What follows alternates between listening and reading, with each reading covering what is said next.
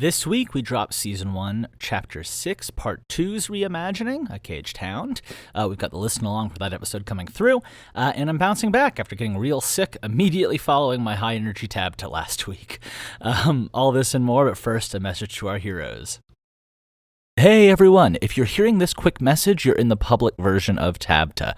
Right now in the Heroes of Edra version, I am chatting with them, thanking them for supporting the series and help keep the lights on while we're so small, and sharing little songs and stories and behind-the-scenes stuff. So if you guys want access to that and to support the series, help keep the lights on while we're still a small little shop, you can check us out on patreon.com/7thvalkyrie, that's 7THVALKYRIE, and learn more. Anyway, on into the show.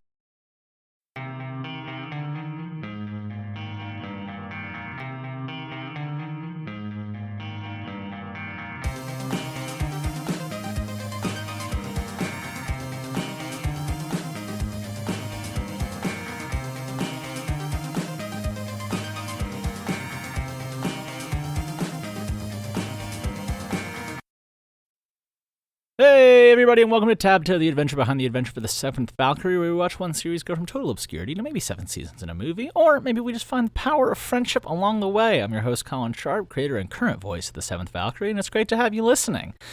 First, let's cover the week in 7th V stuff. So, on Wednesday, we've got the second part of the Season 1, Chapter 6 Reimagine dropping, and because that will complete this chapter, that means we'll have a listen-along this Friday for Caged Hound. This chapter doesn't have a ton of elaborate sound design, but the work that we did to tighten things up, keep things moving, and also like a lot of the stuff we did to set the scene, I think adds a lot of texture to this chapter, which is essentially a series of conversations that happen mostly in the dark.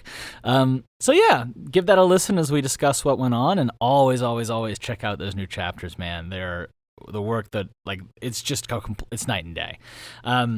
And as always, heroes, you guys know you have that already. If you're a public listener, you want to jump ahead, patrons are on May 29th. And soon that'll be a lot further in the future when I get this batch of listen-alongs finished. As for what's going on with 7th V production and business, the reason that they're not finished yet is because I got sick as a dog last week.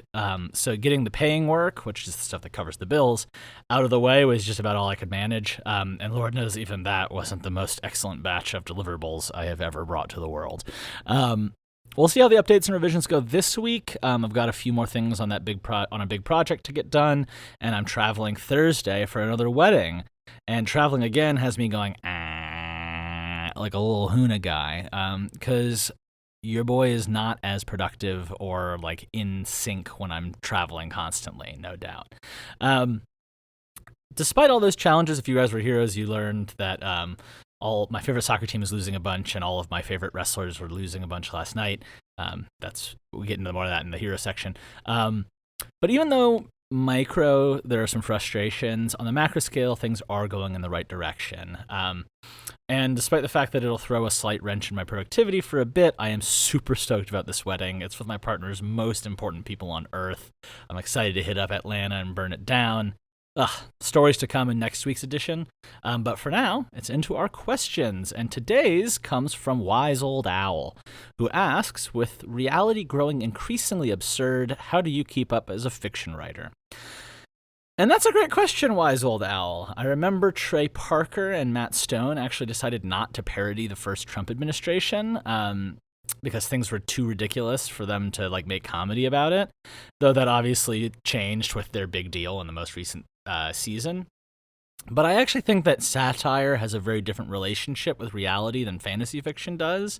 Obviously, satire is designed to draw out and highlight the absurdity of reality, whereas fiction, at least the way that I kind of approach it and write it, can sort of draw from those individual moments of absurdities of reality to get at some deeper, more profound truth as to how we feel the world should be, and examining those moments where things seem totally irrational is actually a huge area of insight for me as a fiction writer.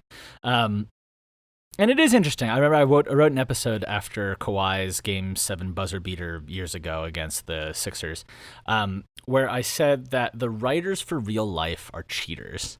And that's because they don't have to make things realistic. Like, by virtue of the thing happening in reality, it is realistic. Whereas writers of the unreal, fantasy writers, can create all the magic and insanity we want, but if it doesn't feel real, it's fake. So it's kind of this interesting thing of this interesting relationship where, like, I would say as a fiction writer, I couldn't possibly out absurdity the real world, especially not to the level with we've all had our brains scrambled. But what I can do is I can try to take those moments and weave them together and take those individual moments of absurdity and try to learn what greater truth we can draw from them. So I actually think, with reality getting more absurd, actually brings more truth into the fictional world, as paradoxical as that sounds.